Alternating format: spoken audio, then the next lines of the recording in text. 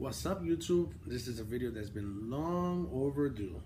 This is my take of my best top 3 tanks, and we're going to be talking about my top 3 RTAs, rebuildable tank atomizers, and as well as my top sub-ohm tanks. And sub-ohm tanks are the ones with the replaceable coils.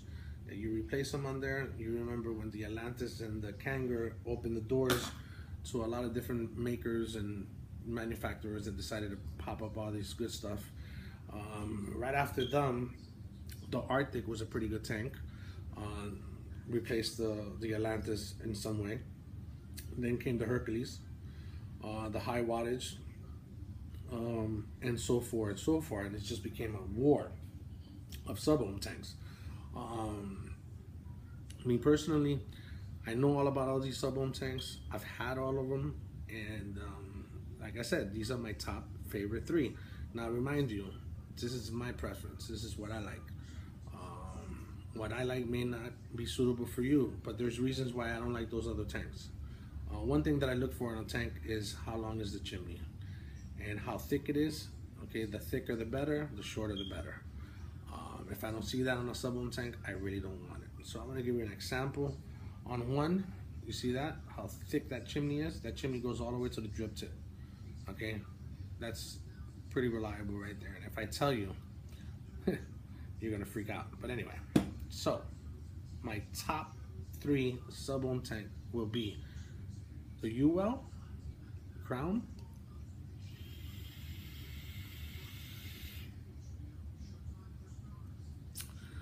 like I said, if you don't see the TFV4, it's because it's too hot for me and I really don't like it. The Vengeance for flavor. This is a sub-ohm tank, goes to 100 watts. I have it currently at 50.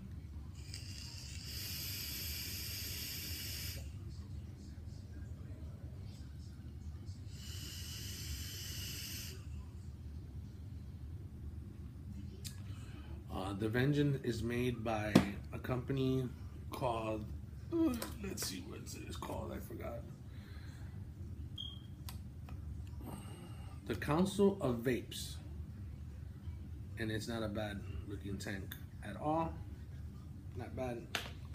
I like it. So that's my number 2. Tell you the truth, this will be my number 3 because that U Crown should be number 2. And number 1 in the sub-ohm tanks is, of course, bestseller and Vape Summit, the trifecta. And the guys from CCI, Kirk outdid himself with this tank. This tank is superb. Not too much density because of the airflow. The airflow is just ridiculous, but this thing is flawless. It makes a lot of noise.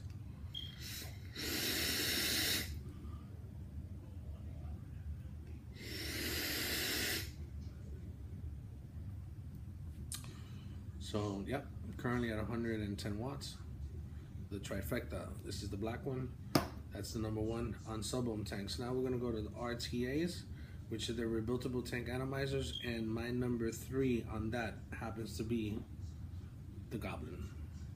No, sorry, this is the Goliath, not the Goblin, the Goliath. The Goliath happens to be one of my favorites.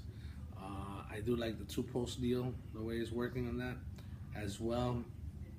And that is not the 2-post, this is the 4-post. The Goblin is the 2-post. This is a 4-post, easy for you to build, nice thick chimney, like I always tell you.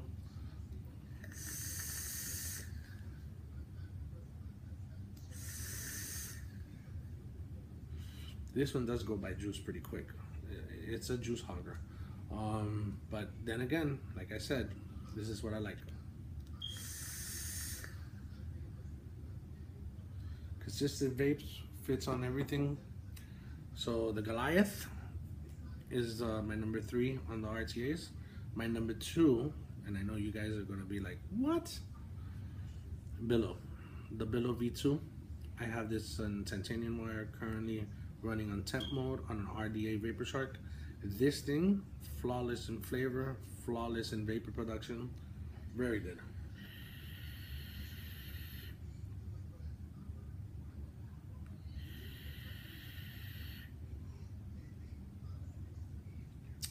This is my go-to every day. This is what I fill up, and this is what I leave with every day when I go out. For the simple fact that I have a pretty good skin on there, I put a little rubber thing here, and it saves it from dropping and whatnot. So that's my number 2, the Billow V2, and what everyone is talking about. And I'll tell you one thing, hands down, the best RTA. The Aromanizer, and the Aromanizer is a tank that was supposed to build as a dripper, but it's a tank. When you built it, you could build it just like a regular dripper. It has a Velocity style deck, which meaning it has 2 posts, allows you to go ahead and put 22 gauge wire if you wish.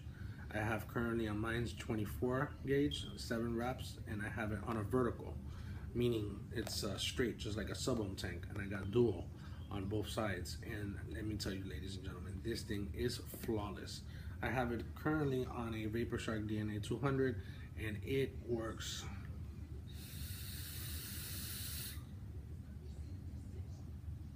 The flavor on this thing.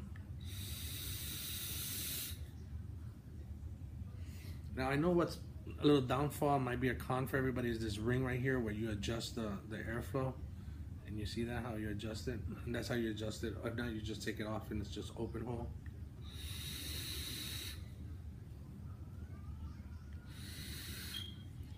But you know, I like flavor, so I want to taste my flavor, so I keep it like about, and that's with any sub-ohm or any atomizer. You start cutting down the airflow, and then you get like a richer, dense flavor on it. It's just an awesome tank. The way this thing is built, the guys from Steam Crave really outdid themselves this time. I didn't like their RDAs that much. Their drippers were like just for flavor, they weren't for clouds. But I see where they were coming from. It was my mistake of purchasing it. But other than that, I still have it, and I still use it for flavor, especially when I go to vape shops to taste juice. I just take a little drip and taste it, and the Steam Crave guys are pretty top notch when it comes to their stuff. And this right here, I gotta say it, hands down the best. Until something else comes out, if these guys decide to do an improvement on this tank, the only improvement I would see done to this would be probably a top filled. One of the reasons why I saw this tank and I knew that it was going to be top notch was not only the Velocity tank, which they give you an option. You can either have the Velocity tank style or the 3-post that looks like a dripper. But the fact that the chimney is almost 8 millimeters and it goes straight to the drip tip. Now that's what I got my eye on. Therefore, the flavor is super intense. So there you go, YouTube. Those are my top 3s on RTAs. You know, you can take it or leave it, but those are the best flavor for me by far, the best. So if you're looking for a tank, these are the things that I look at when you look for a tank. You look at the chimney, you look how thick it is, and you look how long it is. If it's too long, keep on going. There's a lot of tanks out there to suit your needs. Every tank is very good. Once you get used to it and you start wicking it, you know, to you, no other tank is better. You know, everybody's gonna have their own different opinions, just like I have mine. These are the best. There's not a reason why I have so many tanks, and I come up with a conclusion out of, I think, 40 tanks that I have.